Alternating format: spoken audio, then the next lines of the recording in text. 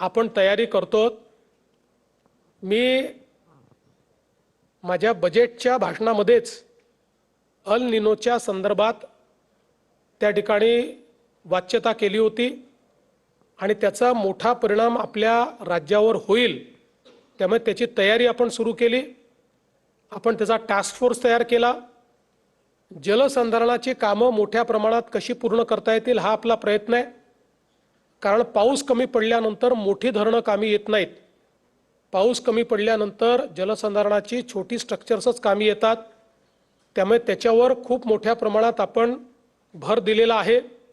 प्रत्येक जिल्ह्याला टार्गेट देऊन ही जलसंधारणाची स्ट्रक्चर्स कशी पूर्ण करायची हे आपण सांगितलं आहे। चाऱ्याची टंचाई तयार होऊ शकते, त्या दृष्टीने आपण जो आपला पशुसंवर्धन विभाग आहे आणि कृषी विभाग आहे यांना त्या ठिकाणी सूचना देऊन वैरण विकासाचा कार्यक्रम हातामध्ये घेतलेला आहे, जेणेकरून आपल्याकडे चारा उपलब्ध असेल। पण ही गोष्ट खरी आहे की ज्या पद्धतीचे इंडिकेशन येत आहेत त्यात अडचण मोठी असेल, पाऊस कमी पडणार आहे, त्यातनं आपण मार्ग काढू। विशेषतः शेतकऱ्यांना सातत्याने आम्ही ॲडवायझरी देतो। राज्य सरकारच्या ॲडवायझरीवर आधारितच जर शेतकऱ्यांनी पेरणी केली तर दुबार पेरणीची वेळ येणार नाही। नेहमीच्या पद्धतीनं पेरणी केली तर पावसाच्या अभावामुळे पेरण्या वाया जातील आणि दुबार पेरणीची वेळ येईल।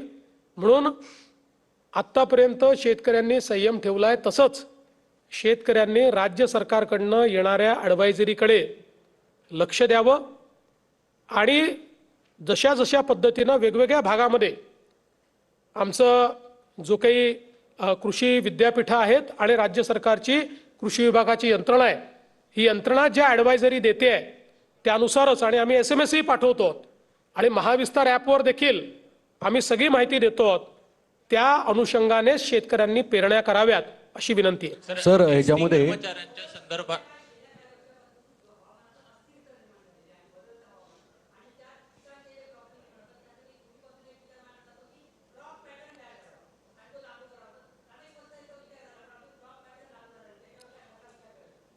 क्रॉपिंग पॅटर्न हा बदलणे आणि तो लागू करणे हे एक जनरेशनल काम आहे, म्हणजे ज्याला 4, 5, 6, 7 वर्ष लागतात, एकदम होत नाही। याचं कारण त्या संदर्भात जेव्हा क्रॉपिंग पॅटर्न आपण बदलतो तर त्याकरता तशा पद्धतीचं वाण उपलब्ध करून देणं, तशा पद्धतीचे इनपुट्स उपलब्ध करून द्यावे लागतात, त्याला मार्केटशी लिंकेज करून द्यावं लागतं, मार्केट तयार करावं लागतं। आपण आता हे काम सुरू केलं आहे। विशेषतः आपल्या राज्यामध्ये किंवा देशामध्ये ज्या डाळी आहेत त्याच्या संदर्भात खूप मोठी कमतरता आपल्याला ते इम्पोर्ट करावे लागतात, आणि म्हणून आपण रिप्लेसमेंट म्हणून मोठ्या प्रमाणामध्ये डाळी असतील, काही भागामध्ये मका असेल, मक्यापासून आपण इथेनॉल तयार करतोय, त्यामुळे इथेनॉल करता मका असेल, अशा वेगवेगळ्या पद्धतीचे त्या ठिकाणी बदल जे आहेत, हे कापूस आणि सोयाबीन या दोनच्या अवतीभोवती फिरणारं जे आपलं चक्र आहे हे थोडं डायव्हर्सिफाय कसं करता येईल हा प्रयत्न आपण करतोय, पण त्याला निश्चितपणे वेळ लागेल। सीएम सर, कर्मचाऱ्यांच्या संदर्भात आपल्याला अनेक आंदोलनं होताना दिसत आहेत आणि वारंवार कुठेतरी वित्त विभागाकडनं शेरे निगेटिव्ह येत आहेत, अशा प्रकारच्या बातम्या देखील समोर येताना दिसत आहेत। एकूणच कुठेतरी एसटीचं सक्षमीकरण होत नाहीये ही वारंवार तक्रार कर्मचाऱ्यांची देखील दिसते आहे। नेमकं सरकार कशा पद्धतीनं पुढे या संदर्भात? मुळामध्ये वित्त विभागाचं कामच आहे की जे ठरलंय ते तुम्ही करा म्हणणं। आता ज्यावेळी एसटीला मदत करायचं आपण ठरवलं त्यावेळी काही गोष्टी एसटीने देखील करायच्या होत्या, त्यांनी काही सुधारणा करायच्या होत्या, ती जबाबदारी एसटीची आणि एसटीच्या कर्मचाऱ्यांची आहे। त्या जर सुधारणा झाल्या नाहीत तर दरवर्षी किंवा दर महिन्याला तोटा वाढत जातो आणि मग सरकारवर अधिक भर येतो। त्यामुळे त्या गोष्टी वित्त विभाग पॉइंट आउट करतो।